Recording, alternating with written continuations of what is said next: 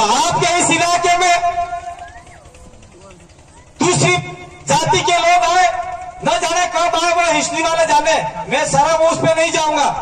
वो लोग आए, उनकी संस्कृति लेके आए और आपके ऊपर जबरदस्ती वो संस्कृति थोप दी, या फिर धीरे धीरे आपने वो संस्कृति सीख ली। तो आज इस तारीख के अंदर अंदर आप जितने भी इस इलाके के मध्य भारत के लोग हैं, भील लोग हैं, वो सारे के सारे हिंदू की ओर बढ़ गए, हिंदू धर्म को मानने लग गए। अब बात आती है ईसाई की। तो भारत में अंग्रेज आए, उस समय आदिवासी इलाके में आदिवासियों को ईसाई बनाना चालू कर दिया। आदिवासी ईसाई हो गए, भील लोग ईसाई भी है। और आपने कुछ लोग पढ़े लिखे हैं, महाराष्ट्र के अंदर पायल तड़वी का नाम सुना होगा, वो डॉक्टर थी। सुना? किसने सुना भाई पायल तड़वी का? पढ़े लिखे लोग हैं। पायल तड़वी भील है और पायल तड़वी मुसलमान जाति की है। अब भील मुसलमान कैसे हुआ? दिमाग में लगा कि नहीं लगा झटका। इसके बाद में कुछ भील हैं गुजरात के अंदर, मेरे ही गोत्र के, मैं रोत हूं, ताबिया और भाभोर ऐसे हैं, तो मेरे गोत्र से निकले हुए ताबियार और भाभोर दाहोद के अंदर जैन है। क्या है? जैन है। उसके बाद में थोड़ा सा पर आगे बढ़ते हैं तो कुछ बुद्धिस्ट हैं, बुद्धिज्म लोग। तो ये बताओ कि जो बोल्ट जिस नट में फिट नहीं होता, आप लोग जबरदस्ती उस नट में घुसाने जाओगे तो वो नट फूल जाएगा कि नहीं फूट जाएगा? अरे आज भील को कोई हिंदू बना रहा है, कोई मुस्लिम बना रहा है, कोई बुद्ध बना रहा है, कोई जैन बना रहा है, तो भीलों को तो मंदिर का घंटा समझ रखा है, हर कोई बजा के जा रहा है, और भील लोग समझ ही नहीं रहे। और आपका संविधान के अंदर साफ लिखा हुआ है कि आपके ऊपर हिंदू विवाह अधिनियम लागू नहीं होता। सेक्शन 1955 का सेक्शन 22 के तहत आप लोग कोर्ट में तलाक लेने जाओगे और हिंदू विवाह अधिनियम के तहत तलाक मांगोगे कोर्ट में, कभी कोर्ट में आपको तलाक नहीं मिलता। पूरे देश में जितने भी आदिवासी हैं उनको हिंदू विवाह के अधिनियम के तहत तलाक नहीं मिलता। आपके जाति समाज में लाड़ी वोर के निज में लाड़ी वोर के लुगाई और आदमी के जाति समाज के आदमी बैठते और कादिरा करके, उड़ावा करके, न्याता करके, लिखावट करके आमने सामने हमारे उधर तो ये छेड़ा फाड़ देते, साड़ी का छेड़ा फाड़ देते, उसका सामान उसको दे दिया, उसको सामान इसका दे दिया। जाति समाज का फैसला कोर्ट को भी मानना पड़ता है। ये सारी बातें यहाँ पे मैं धर्म पे भी नहीं बोलना चाहता था, फिर भी बोल के जा रहा हूँ। और हमारे इलाके में देख लो, हमारे इलाके में नहीं, पूरे डूंगरपुर से लेके पूरे लास्ट इलाका भारत देश के अंतिम छोर तक आदिवासियों के मुख्य 3 झंडे हैं। झंडे नेजे धर्म के, यहाँ पे फोटो में नहीं है, 3 झंडे हैं। सबसे पहला झंडा है सफेद झंडे के जो बॉर्डर है, किनारे किनारे जो साइड में लाल या हरा लगा रहता है, तो सफेद झंडे के अंदर सूर्य है, चंद्रमा है और आजू बाजू में तारे हैं। क्या है ये? तीन चीजें हैं। सफेद झंडा आदमी का प्रतीक है और उसके जो बॉर्डर है लाल कलर की, वो महिला का प्रतीक है। जो आदमी मर जाता है, आदमी का देह डेवरा हो, आदमी का मंदिर बनाया हो, उसके ऊपर सफेद झंडा चढ़ता है हमारे इलाके में, पूरे भारत देश के आदिवासी इलाके में। और दूसरा झंडा है आपका लाल झंडा है। लाल झंडे के अंदर भी चांद, सूर्य, तारे किनारे किनारे बने हुए होते हैं और वो लाल झंडा है, वो महिला का प्रतीक है, औरतों का प्रतीक है, लुगाइयों का प्रतीक है। समाधियों के ऊपर, देवी देवता, देवी के मंदिर के ऊपर लाल झंडा चढ़ रहा है। उसके बाद में जो हरा झंडा है, वो हरा झंडा नए जीव का प्रतीक है। आपके अगर कुआं खोदा होगा, बावड़ी खोदी होगी, बोर लगाया होगा, अगर वहां पानी आ जाता है तो इंसान ढोल बजा के, थाली बजा के वो हरा झंडा वहां गाड़ता है। इसलिए गाड़ता है कि अब हमारा हरियाली हरियाली होगा, लीला लेर होगा, ऐसा करके वो झंडा गाड़ा जाता है। और ये आदिवासियों की धर्म परंपरा, ये आदिवासियों की धर्म परंपरा, वो धर्म परंपरा हमारी नहीं है, वो दूसरी धर्म परंपरा हमारी नहीं है। फिर भी हम लोग दूसरी धर्म परंपरा की ओर जाएंगे तो आने वाले समय में भीलों को दलित बना देंगे, दलितों से फिर सारा मामला खत्म कर देंगे। आज की तारीख में यूपी के अंदर चले जाओ, कुछ भीलों को दलित बना दिया, ऐसी कैटेगरी में डाल दिया। आने समय में हमारे साथ में यही हो रहा है। हमारी संस्कृति से हमको खत्म किया जा रहा है। दक्षिण राजस्थान के अंदर जबरदस्ती कोई भी मुकदमा होता है, कांतिलाल मीणा, कांतिलाल मीणा ऐसा लिख दिया जाता है। तो जबरदस्ती मीणा बनाने का भी प्रयास चल रहा है, लेकिन हम लोग जाग गए, थोड़ा पढ़ देना भैया, हम लोग जाग गए इसलिए काम कर रहे हैं। दूसरा, आपके इलाके में इंसान मर जाता है, इंसान कोई भी लुगाई है, आदमी है, बच्चा है,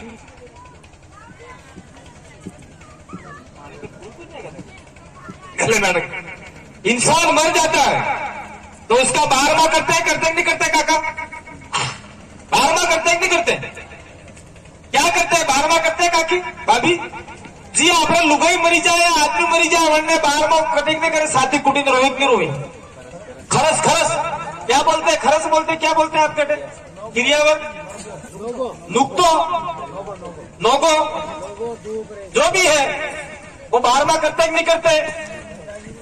गंगा जी भी जावे ना, हरिद्वार भी जावे ना, कटे भी जावे ना, वटे भी जावे, कोई दिक्कत नहीं है। मैं यहाँ पे बता रहा हूँ, जैसलमेर, बाड़मेर, जालोर, पाली के अंदर, भीलों के अंदर कोई भील मर जाता है, जिस दिन से मर गया शमशान घाट पे जला के आए और दफना के आए, वापिस सारे पे घर पे आकर हलवा पूरी खाना चालू कर देते हैं। 12 दिन तक हलवा पूरी खाते, फिर अमल पीते हैं, अफीम पीते हैं, और वो घरवाला ब्राह्मण बनियों से 4-4, 5-5, 10-10 लाख रुपए लाके कर्जे में आ जाता है, और वो कर्जा चुकाते चुकाते उसके खेत चले जाते हैं। तो जोधपुर साइड में तो सारे बिलों के खेत बाप के क्रियावर नुक्ता करने में ही खेत बिक गए। और आपके इलाके में भी मैंने सुना, क्या सुना? 12वां करते हैं, पूड़ी चावल दाल दूसरा तीसरा मुक्ति मुक्ति बना के खाते हैं। और वो कौन करता है?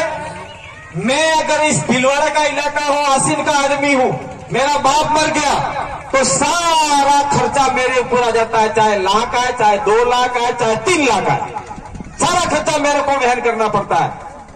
सारा खर्चा वहन करने का तरीका मतलब आप लोग ब्राह्मणी संस्कृति का, गैर आदिवासी संस्कृति का पालन कर रहे हैं। आप लोग इस उदयपुर से थोड़ा सा आगे बढ़िए, जितने भी जहां भी लोग रहते हैं, हमारे गांव के अंदर गांव का आदमी मर जाता है तो सारे गांव वाले बाहर में से मरने के 2-3 दिन बाद में 12वां कब करना है वो दिन तय करते हैं, और सारे घर वाले 100 रुपया 200 रुपया रजिस्टर चढ़ाते कि 100 रुपया ये इस परिवार से, उस घर से, इस गांव के अंदर 200 मकान है, 100 रुपया सबने दिया तो 20,000 रुपया इकट्ठा होता है। और फिर उसके खुद के घर वाले 500 रुपया देते हैं, 5-6 हजार वो इकट्ठा कर लेते हैं। फिर जिस दिन 12वें 13वें के दिन, 11वें 12वें के दिन जो खाना बनता है, उस खाने के वक्त एक लकड़ी लेके जाते हैं, लकड़ी भी उस खाना पकाने के लिए सारा गांव खाना पकाता है। और जो आदमी मर गया है उसके परिवार के ऊपर खाली और खाली 50 किलो चावल, 10 किलो दाल, 2 किलो तेल ही रखते हैं, क्योंकि उसका बाप था, उसकी औरत थी, इतना फर्ज बनता है उसका। तो हमारे इलाके में जो नुक्ता किया जाता है वो सारे के सारे सामुदायिक एकता के साथ में किया जाता है। तो आपके इलाके में तो जिसका बाप मर गया, जिसकी लुगाई मर गई, वही 2 लाख रुपए के नीचे आ जाएगा। तो अगर आपका सर्वे हुआ नुक्ते के बारे में, मृत्यु भोज के बारे में, और हमारे इलाके में आपका कॉम्बिनेशन करवाया, तो आप और हम कहीं न कहीं अलग दिशा की ओर दिखेंगे। तो कैसे करना है वो आप लोग जानो, मैं तो ज्यादा नहीं कहूंगा इसके बारे में, जितनी बात बताने थी वो बता दी। ये बात कुछ मैंने यहाँ मोटे मोटे तौर पे लिखी थी, पढ़ी थी। तो मेरे भाइयों, ये जो आपका भीलवाड़ा है वो बलराज ने बसाया, हमारा डूंगरपुर है वो डूंगर भील ने बसाया, उदयपुर है वो उदा भील ने बसाया, बांसवाड़ा है वो बासिया भील ने बसाया, कोटा है वो कोटिया भील ने बसाया। तो इस इलाके के अंदर जितने भी भील राजा हुआ करते थे और उनके पास में सारी रियासतें थी, भीलवाड़ा पूरे भीलों का था। और आज की तारीख में हम सुन रहे हैं कि भीलों के पास में जमीनें ही खत्म हो गई है। वो जमीनें जाने का कारण क्या है? जमीनें जाने का कारण है हमारे समाज के लोग अधिकतम दारू पीने लग गए हैं। और जिस दिन ये लोग हमारा दारू पीना बंद कर देंगे और हम लोग ये सारा हमारे समाज का पैसा एक जगह व्यवस्थित इकट्ठा करके बच्चों को पढ़ाने का रहेंगे तब तक जमीनें जाती रहेगी। कोई आपके लिए बोलने वाला नहीं है, कोई लड़ने वाला नहीं है। आपके अंदर से ही आदमी को तैयार होना पड़ेगा और आप कमजोर होंगे तो निश्चित रूप से आने वाले समय में अगर हमको लगा कि आप भी आदिवासीवाद की ओर बढ़ रहे हैं तो निश्चित रूप से अगर आपके ऊपर कोई आरोप प्रत्यारोप और आपके साथ में कोई मार पिटाई, लड़ाई झगड़ा, अत्याचार, शोषण हुआ तो हम लोग डूंगरपुर बांसवाड़ा से आपके बीच में खड़े रहेंगे। अभी देख लीजिए मावली के अंदर पूजा भील 9 साल की बच्ची, आप सभी ने सुना, आपने अपने भाइयों ने बट नहीं फोड़ी हुए थे, 9 साल की छोरी, 9 साल की इतनी छोरी, उसके साथ में एक राजपूत भाई ने बलात्कार किया, इज्जत लूट ली उसकी। बलात्कार हम लोग इज्जत लूटना की मतलब गंदा काम किया और फिर उसके 10 टुकड़े करके फेंक दिए, यहां से काटा, यहां से काटा, इधर में इधर 10 टुकड़े फेंक दिए। और उसके लिए पूरे राजस्थान का एक भी नेता बोलने के लिए तैयार नहीं है। कोई भील का नेता बोलने के लिए तैयार नहीं है, मीणा का नेता बोलने के लिए तैयार नहीं है, ग्रासिया का नेता बोलने के लिए तैयार नहीं है, राजपूत का नेता बोलने के लिए तैयार नहीं है, ब्राह्मण का नेता, गुर्जर का नेता, कोई बोलने के लिए तैयार नहीं है। वो खाली आपके वोट लेने के लिए आते, खाली वोट लेने के लिए आते।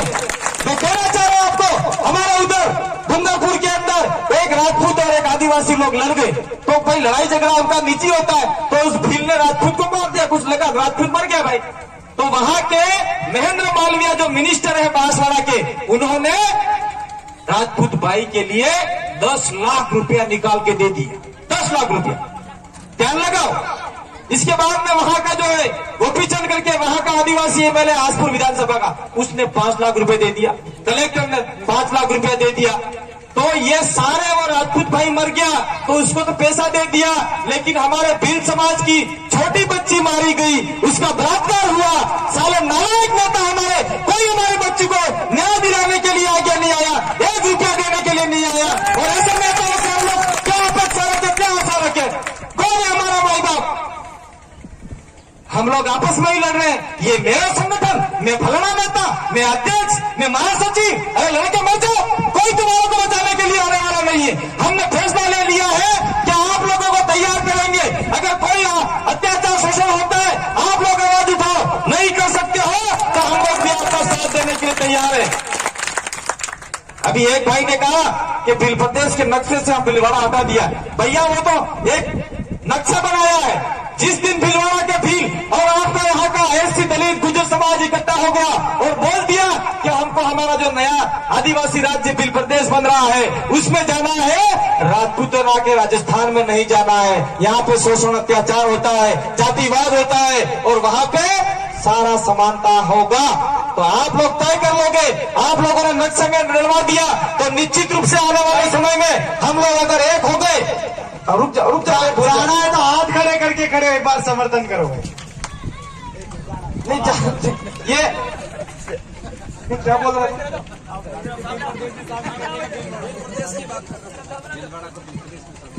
भीलवाड़ा तो ऑलरेडी भील प्रदेश का ही हिस्सा है, कोई बाहर का हिस्सा नहीं है।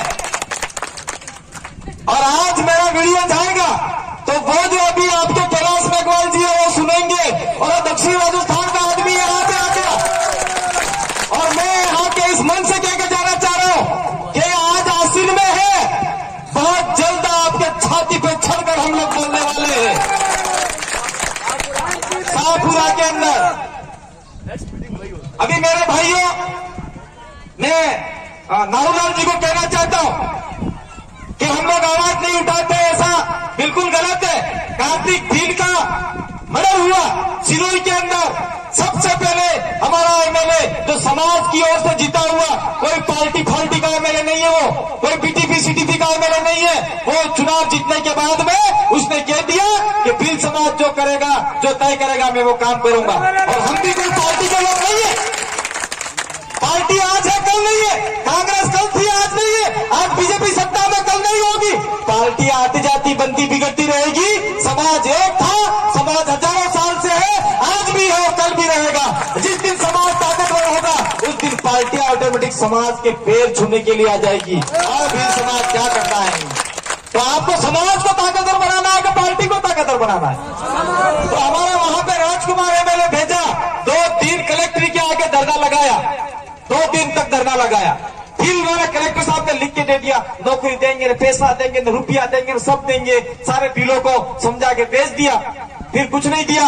उसके कुछ दिन बाद हमने आह्वान किया कि हम लोग सिरोही की ओर जा रहे हैं, और हमको रोकने के लिए राजस्थान सरकार कहां से लग गई पता है आपको?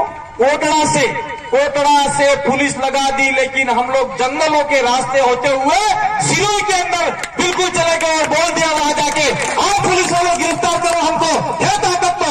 कोई नहीं आया, सब भाग गए। हम 15 आदमी भिलवाड़ा से आए।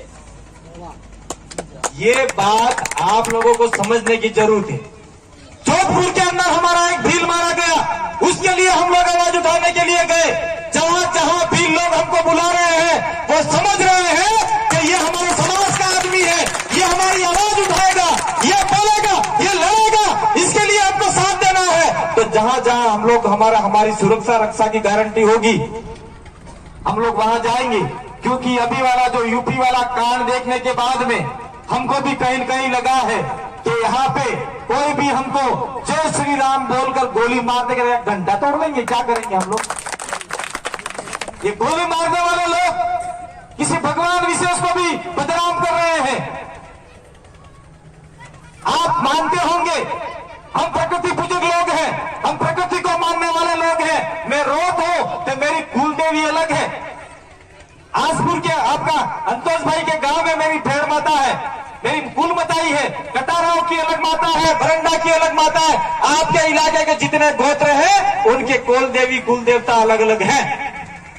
जिस दिन आप लोग आपके कुल देवती कुल देवता पूर्वजों को अगर पूजने लग गए, उस दिन आपका काम निश्चित रूप से प्रकृति भी आपका साथ देगी। और इस इलाके में आप लोगों ने बहुत सारी आदिवासी संस्कृति को विलुप्त कर दिया है, भील संस्कृति को विलुप्त कर दिया है। आपके आजकल शादी ब्याह होते होंगे तो सारे शादी ब्याह उल्टे चक्कर में होते होंगे, उल्टे चक्कर में, ये चक्कर में होते होंगे। ये चक्कर में आप लोगों का काका इधर देखना, जो भी लुगाइया जो भी औरतें महिलाएं शादी किया है, वो शादी उल्टे चक्कर में किया है। आज से आप लोग इतिहास देखने जाओगे, आज से 100 साल पहले जितनी भी शादियां इस इलाके में भीलों में होती थी, वो सारी शादियां ये जमणे फेरे में हुआ करती थी, ये राइट सर्कल में हुआ करती थी। आप लोग दामन करते हैं, दामन बोलते हैं, जो अपने हेल्थ चलाते हैं ना, क्या बोलते हैं? दामन ही बोलते हैं, क्या बोलते हैं भाई? खलियान के अंदर एक डंडा रोक के कोई भी गाँव तो करते हो, बेलों को आप लोग हाँकते हो, तो बेल ऐसे उल्टे घूमते हैं कि सीधे घूमते हैं भाई? तो सीधे घूमते हैं। तो आज पूरे देश में ही नहीं, पूरे विश्व में जो आदिवासी है वो राइट सर्कल में सारा काम करता है।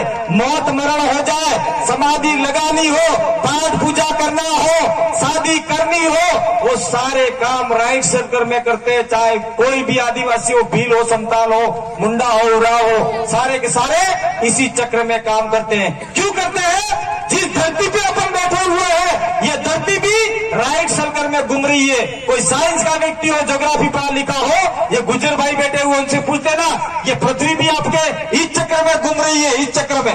उसके बाद में सूर्य के चारों ओर जितने भी ग्रह नक्षत्र है, वो भी इसी चक्र में घूमते हैं। और आपको जहां समझ में नहीं आए तो घर के पास में देख लेना, टिंडोरी का वेला होगा, वलोर का वेला होगा, जो भी बेल होगी वो बेल भी राइट चक्र में ही चढ़ती है, कोई उल्टा नहीं चढ़ती। एक ही वेला उल्टा चढ़ता है, अरीठा, उसको क्या बोलते हैं आपके इलाके में मुझे नहीं पता, लेकिन अरीठा का वेला उल्टा चढ़ता है। इसलिए वहां हमारे भीलों के बड़वा भोपे होते हैं, माता जी का भार आता है, भैरव जी का भार आता है, जैसे लगा दम देके केड़े केड़े मारते हैं ऐसे वो लोखंड वाले। आपके इधर बाहर आता होगा दौड़ने वाले करके हटे भी है, तो वो एक वेला होता है उल्टा। उसको रात को मतलब उसकी कुछ विद्या करनी है। मैं पोपे के पास गया, पोपा जी मेरे को अंतोष नहीं मान रहा है, क्या करना है? ठीक है, मैं उसको कर दूंगा, काम कर दूंगा। तो वो जो उल्टा वेला घूमता है, उसको मंत्र करके अंतोष का नाम लेके काट देता है भाई। फिर ये बीमार हो कि नहीं हो, भोपा जाना नहीं जाना मुझे नहीं पता। तो ये जो उल्टा वेला चढ़ता है वो सारा क्या आदिवासी प्रजा जैसा है, वो सीधा काम होता है, वो इस देश का मूल मालिक है। हम तो ये कहने के लिए आए हैं, अगर जिस दिन भील जाग गया और अपनी संस्कृति को पहचान गया तो निश्चित रूप से आप लोग आगे बढ़ सकते हैं। अंत में मैं एक बात और कहकर जाना चाह रहा हूं, इसका मतलब ये नहीं है कि 40,000 भील एक होकर हम लोग लड़ाई लड़ रहे देंगे, नहीं लड़ पाओगे, कतई लड़ाई नहीं लड़ पाओगे। हम वहां पर डूंगरपुर के अंदर 14 लाख भील है। कितने? डूंगरपुर जिले में 14 लाख भील है, 2.5 से 3 लाख गैर आदिवासी प्रजा है। तो 14 लाख भील एक नहीं हो सकते, तो 40,000 भील एक हो सकते कभी? उसके लिए कितना समय लगेगा? बहुत ज्यादा समय लगेगा। इसीलिए मेरे भाइयों, दलितों के साथ में कंधे से कंधा मिलाकर अगर दलित समाज का कुछ होता है तो भील समाज को वहां पे खड़ा होना होगा। क्या दलित भाई आप अकेले नहीं हो, पूरा भील समाज आपके साथ में। दलित और आपका भील समाज एक होकर बात करेगा। उसके बाद में आपके इलाके में सबसे ज्यादा अगर कोई है तो गुर्जर समाज है, और गुर्जर समाज को भील और दलितों के साथ में कंधे से कंधा मिला के काम करना पड़ेगा। और ये 3 कौम इस इलाके में अगर एक साथ एक दर्जन पे बैठ जाती है तो दलितों को कोई घोड़ी से नहीं उतारेगा, दलितों को मूछे रखने पर कोई उसको मारेगा नहीं, मोचड़ी पहनने पे मारेगा नहीं, मटके से पानी पीने से मारेगा नहीं। ये सारा जो अत्याचार शोषण हो रहा है वो रुक सकता है। बाकी क्या आप लोग कहोगे, कुछ लोग नेता डराते हैं, इनके साथ में जाओगे तो राशन कार्ड में से आपको 2 रुपए किलो गेहूं मिलते हैं वो बंद कर देंगे, ऐसा भी आपको डराते हैं। मेरे सुनने में आया है, गलत बात। कोई आपका जो गेहूं मिलता है राशन कार्ड में, जब तक आप पोस्ट मशीन पे अंगूठा नहीं लगाओगे तब तक वो राशन आपको मिलता ही नहीं। तो राशन कार्ड का जो दानाज है वो नरेंद्र मोदी दिल्ली से बैठकर भी आपका नहीं काट सकते, अशोक गहलोत भी नहीं काट सकता, सरपंच और एमएलए को तो भूल जाओ। अगर किसी ने अगर आपका राशन नहीं दिया तो हमको कॉल लगाना, हम लोग 300 किलोमीटर पड़ेगा, 300 किलोमीटर हम लोग आके पूछेंगे उसको कि किस आधार से नहीं दिया जाता है। बाकी इस इलाके में आपके एक्टिविस्ट लोग हैं, वो आपके साथ में कंधे से कंधा मिला के काम करेंगे। दूसरा, रोजगार गारंटी के अंदर काम नहीं देंगे, गलत बात। रोजगार गारंटी में कार्ड बनता है और आप लोग पंचायत के अंदर अप्लाई करते हो, 15 दिन के अंदर अगर आपको काम नहीं मिलता है, मेट या सरपंच या जो भी काम नहीं दिलाता है, तो आपको भत्ता दिलाने का भी अधिकार है, सरकार ने प्रावधान कर रखा है। लेकिन आज तक हमारा समाज फोकट का नहीं खाता, इसलिए भत्ता नहीं लिया। लेकिन आप लोग घबराने की जरूरत नहीं है कि हमको रोजगार गारंटी पे काम पे नहीं रखेंगे। मैं कहना चाह रहा हूं आपको, जिस दिन अगर मान लो भील ही इकट्ठा हो गया और एक दर्जन पे बैठ गया और बोल दिया कांग्रेस वाले बीजेपी वाले हो, हमारा ये काम करोगे, हमारा आरक्षण बहाल करोगे, हमारे भीलों पे अत्याचार हो रहा है ये बंद करोगे और हमारे बच्चों के लिए स्कूल खोलोगे, छात्रावास खोलोगे, तो हम आपको वोट देंगे। तो मैं कहना चाह रहा हूं, निश्चित रूप से कांग्रेस का आदमी हो चाहे बीजेपी का आदमी हो, आपके पैर पर लेगा और आपसे माफी मांग के बोलेगा, स्टाम्प पे लिख के भी दे सकता है मेरे को जिताओ भाइयों। लेकिन अब की बार आपको सावधानी से काम करना है। 70 साल से हमारे लोगों को लूट के खा गए ये लोग, जितने अधिकार मिलने चाहिए थे वो अधिकार नहीं मिले। मैं ये राणा कुंजा भील की बात करना चाह रहा हूं। आप लोग पहले पूर्व में मेवाड़ रियासत के इलाके में थे, भीलवाड़ा मेवाड़ के अंदर था, और आज की तारीख में उदयपुर का जो राज चिन्ह है, उस राज चिन्ह के ऊपर एक साइड में महाराणा प्रताप है और एक साइड में कुंजा भील है। तो वो ताकत आपको उस समय में राजे रजवाड़ों ने दिया था और आज भील समाज धीरे धीरे ताकत खोता जा रहा है। तो इस ताकत खो रहे उसके पीछे कारण क्या है? इसके पीछे कारण यही है कि हमारी शिक्षा सही नहीं है। शिक्षा मिली तो आधी अधूरी मिली, हमारी आर्थिक इकोनॉमी ठीक नहीं है, हमारी राजनीतिक दशा ठीक नहीं है। राजनीतिक दशा में हमारे जो लोग वोट ले गए, 5 साल फुटबॉल की तरह उसने मारा, 5 साल फुटबॉल की तरह उसने मारा, ये आप लोगों को फुटबॉल की तरह मारते रहे पूरे इलाके में। हमारे इलाके में हो चाहे आपके इलाके में हो, आदिवासियों को मात्र वोट बैंक तक ही समझा और उनका काम वो लोग करते गए, और यहाँ पे क्या मामला होना चाहिए था वो कोई समझ नहीं पा रहा है। तो जो आसीन के लोग हैं, जो भी हमारे कार्यकर्ता आदिवासी परिवार के चिंतन शिविर, भील प्रदेश के चिंतन शिविर में आते हैं, मैं उनको कह के जाना चाह रहा हूं कि आप लोगों को घबराने में है।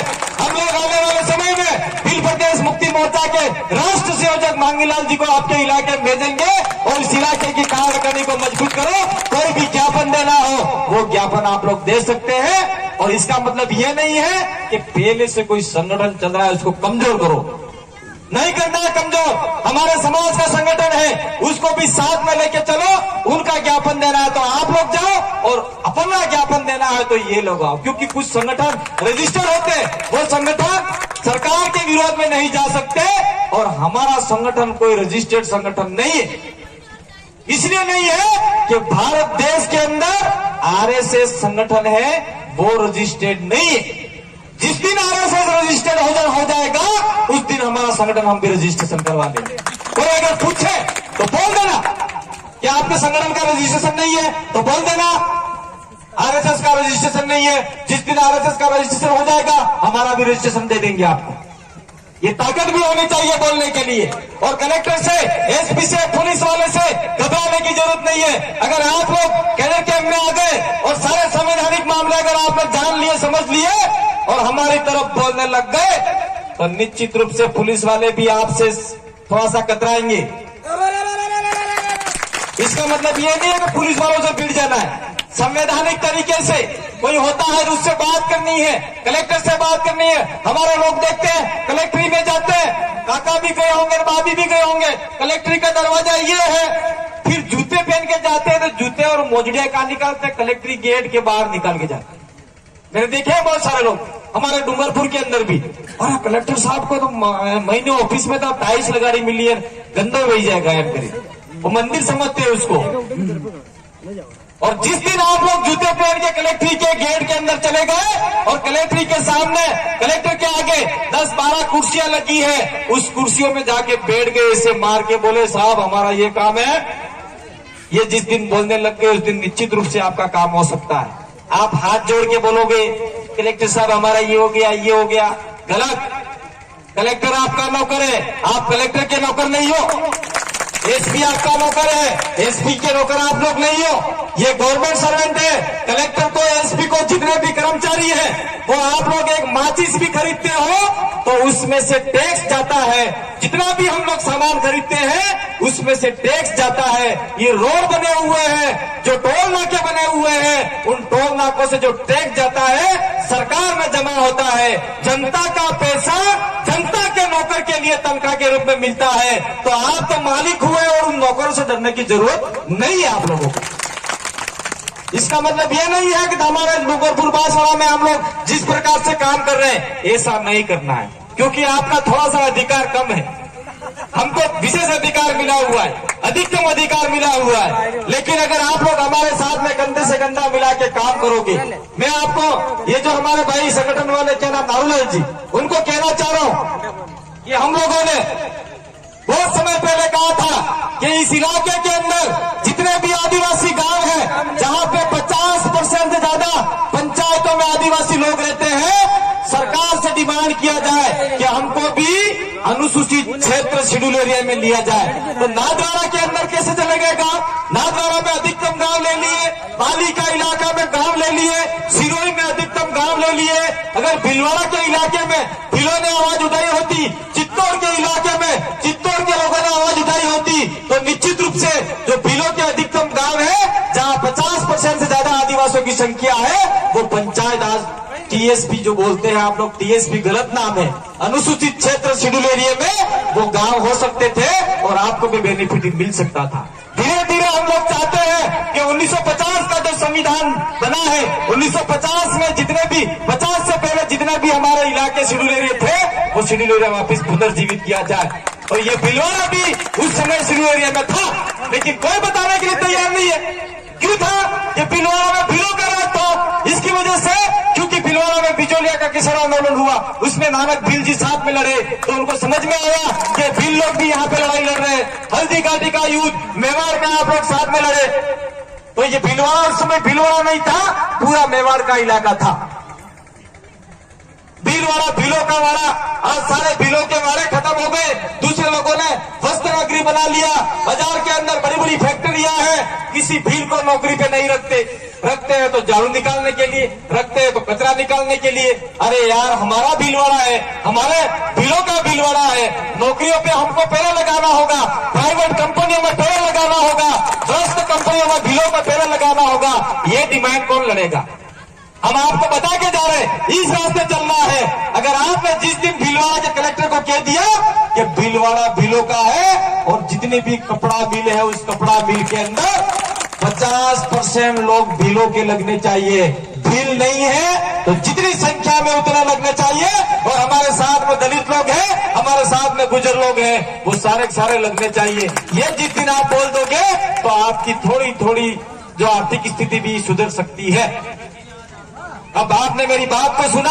यहाँ पे अगर कोई आदमी आता, कांग्रेस का आदमी आता, बीजेपी का आदमी आता, भीलों के बारे में अगर बोल के जाता तो अगली बार उसकी टिकट कट जाती। इसलिए भीलों के बारे में नहीं बोलना चाहता, दलितों के बारे में नहीं बोलना चाहता, गुजरों के बारे में नहीं बोलना चाहता, क्योंकि उसको टिकट की पड़ी है, समाज की कोई नहीं पड़ी।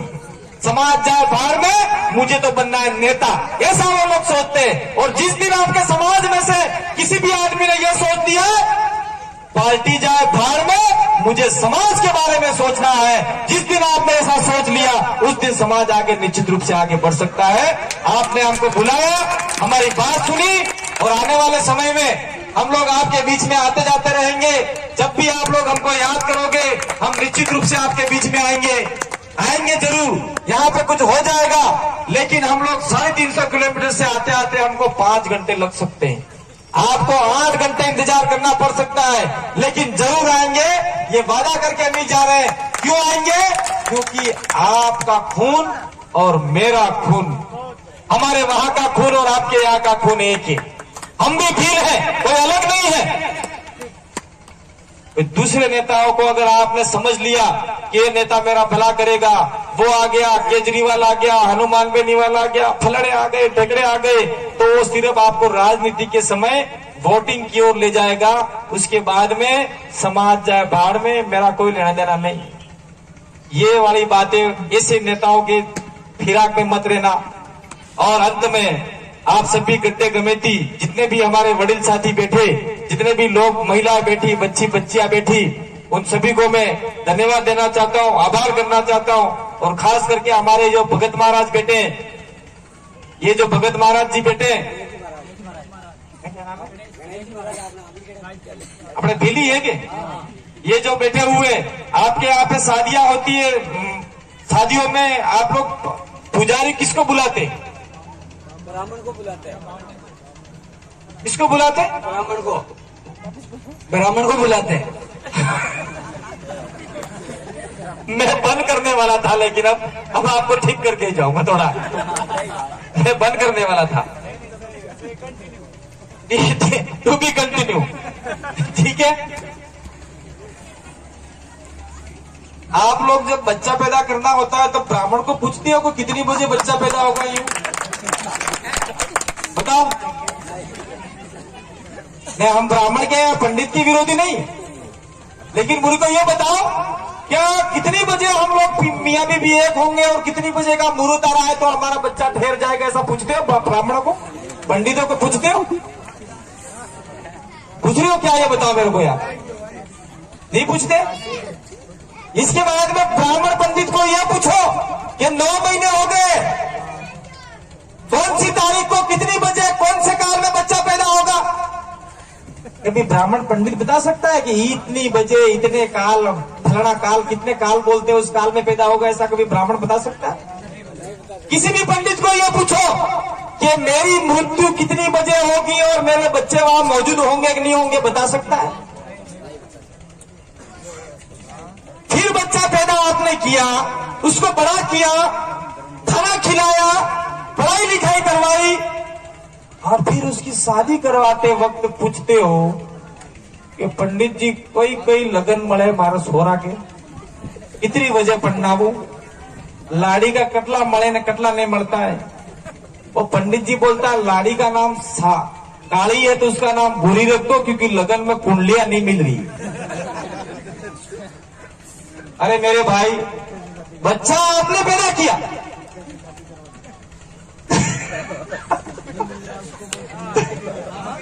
नहीं मिलता है तो किसी जगह आपने व्हाट्सएप पे पढ़ा होगा, कुत्ते से पहले शादी करवाते हैं। ये कुछ ऐसा भी दिखने मिला। लेकिन मैं खुला बता के जा रहा हूँ, बच्चा आपने पैदा किया, बड़ा आपने किया, पढ़ाई लिखाया आपने, तो शादी करवाने के लिए उस व्यक्ति को बुलाते हो जो व्यक्ति पूरे देश के आदिवासियों के विरोध में काम कर रहे हैं, पूरे देश के आदिवासियों के विरोध में काम कर रहे हैं। ऐसे को काय को बुलाते हो? और फिर वो मंत्र क्या करता है आपको पता है? कभी किसी को पता है? ये जो धागा बांधा जाता है, ये धागा ये ब्राह्मण ने नहीं बांधा, ये हमारे भूपे ने बांधा है, हमारे भगत ने बांधा है, ठीक है। वो पंडित जब ये धागा बांधता है तब क्या बोलता है आपको पता है? मैं छोटा सा संस्कृत हमको आती नहीं है, फिर भी मैं बताता हूँ। जिस प्रकार से तुम्हारे बलि राजा को बांध कर हमने 3 पग जमीन मांगी और 1 पग जमीन उसके सर पे रख के उसको जमीन में घसेड़ दिया, ठीक उसी प्रकार से तुम भी मेरे इस धागे के बंधन में रह के मेरे इशारों पे नाचोगे, ऐसा ये ब्राह्मण मंत्र बोलता है। और आप लोग जब धागा बांध दो साहब, शादी वक्त क्या मंत्र बोलता है? मैं भीली भाषा में ही बोल देता हूं, आप लोग भीलो तो समझ लेना। ओम स्वाहा, फिटी जा मरी जा, तारो नका खोज जा, तारो सोरो वोरो थाय न के मरी जा, ओम स्वाहा। मतलब ये बोलता है कि तू मर जा, तेरे बच्चे नहीं हो, तेरा खोज जाने का मतलब जिसके बच्चे नहीं हो तो क्या वंश खत्म हो जा, ऐसे मंत्र बोलता है। आप उसको बुलाते रहते हो। हमारे वहां तो कोई पंडित ब्राह्मण नहीं आता, गांव के ऐसे भगत लोग होते हैं, वो ही आते हैं, वो ही शादी करवाते हैं। और बुआ और मामा लाड़ी को अंदर मंडप में लाते हैं, वो ही शादी करवाते हैं। बाकी कोई पंडित नहीं, कोई ब्राह्मण नहीं, कोई शास्त्री नहीं। ये सारी विधि आदिवासियों में उदयपुर से लेके लास्ट आपका जहां अंतिम छोर तक भारत का हिस्सा है, वहां पर यही विधि चल रही है। और आपके ऊपर उन लोगों का ज्यादा प्रभाव हो गया। और आज की तारीख में अगर आपकी बोली भाषा पूछी जाए कि तुम भूलो भाई तुम्हारे भीली भाषा बोली ने हमला अगर एवो तुम्हारे कह दी दू तो तुम्हें कोई खबर उसने पड़ेगा कि हमें भीलहक नहीं है, हमें तो मेवाड़ी भाषा बोलते हैं, ऐसा बोलोगे। आप तो मेवाड़ी भाषा बोलने वाले लोग हो, तो मेवाड़ी भाषा बोलने वाले लोग भील नहीं हो सकते, क्योंकि आपका संताल है, संताली भाषा बोली बोलता है, मुंडा है, मुंडारी भाषा बोलता है, मुसलमान की भाषा बोलते हैं, उनके अलग तरीका लहजा होता है। इसके बाद में आप लोग गांची को देख लो, इसके बाद में इधर इलाके में कालबेलिया कंजर जाति को देख लो, इसके बाद में अलग अलग जाति के देख लो, वो सारे अपनी अपनी बोलियां बोलते हैं। और हम लोग भील हैं, भील की बोली भीली है। ये आपका उदयपुर से लेके, क्योंकि पुराने जमाने में ये मेवाड़ उदयपुर में था, उदयपुर से लेके भोपाल और भोपाल से लेके बॉम्बे तक भील पट्टी है। इसमें बोली जाने वाली भाषा बोली भीली भिलोड़ी है। ये 1905 में अंग्रेजों ने रिसर्च करके बताया था और किताब भी लिखी हुई है। हम तो दस्तावेजों के आधार पे बोलते हैं, कोई ऐसा हवाई फायर नहीं करते। इसलिए आप लोग तय कर लेना कि आने वाले समय में हमारा जी खड़ा हो जाओ, आने वाले समय में जिस भील ने हमारे इन भील भगत को शादियों में बुलाया, ये उनको आशीर्वाद देंगे। क्या आशीर्वाद देंगे? नाव फलो फूतो, 2 बच्चे हो, 2 बच्चियां हो। अगर कोई एक चाहता है, एक लड़का हो, एक लड़की हो, और उसका वंश आगे बढ़े और वो सुख संपन्न में जिंदगी बिताए। और मैं कुदरत से प्रार्थना करता हूं, मेरे पुरखों से, मेरे जितने भी मेरे खुद के देवी देवता है, उनसे मैं प्रार्थना करता हूं, ऐसा करके ये आपकी प्रकृति पूजा करेंगे। तो मैं कहना चाह रहा हूं, जो भी भील समाज का व्यक्ति है, ऐसे महाराजों को, जो आदिवासी महाराज है, भील महाराज है, उनको लाके काम कराओगे, निश्चित रूप से आपका फायदा होगा। समाज का पैसा समाज को जाएगा। शादी करवाते हो, 5000 रुपये पंडित जी को देते हो, शादी करवाते हो, 2500 इनको दो, कंसेशन 2500 में शादी करवा देंगे। इनके पास भी मंत्र है, वो मंत्र अलग है, वो मंत्र अलग है। अब कहना पड़ता है। तो आपने मेरी बात को सुना, बहुत बहुत धन्यवाद, आभार। युवा साथी, आप लोग अधिकतम पढ़ाई करेंगे, बच्चियां अधिकतम पढ़ाई करेगी, माँ बाप का ख्याल रखेगी, राजनीति होती रहेगी। समाज को पहले ताकतवर बनाओ, और समाज जिस दिन ताकतवर बन जाएगा उस दिन राजनीति अपने आप रास्ते से चल पड़ेगी। आपके सारे अधिकार जयपुर दिल्ली से ले आएंगे। बहुत बहुत आभार, धन्यवाद। जय जय आदिवासी, जय जोहार, जय भील प्रदेश। बोलिए राणा पुंजा। भील की।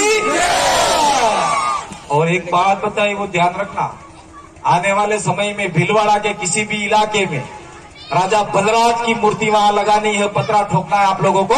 मैं गुजर समाज के भी लोगों से कहना चाहता हूँ, हमारे बीच में बैठे हुए उनसे भी कहना चाहता हूँ, दलित समाज से भी कहना चाहता हूँ, जिस प्रकार से बाबा साहब के स्टेचू हमने जगह जगह लगाए, जिस प्रकार से दूसरे स्टेचू हमने जगह जगह लगाए, ठीक उसी प्रकार से ये हमारे भीलवाड़ा के राजा बलराज जी थे, उनकी मूर्ति लगाने में आप लोग हमारा साथ सहयोग देंगे, इसी आशा विश्वास है। बहुत बहुत धन्यवाद, आभार तुहार।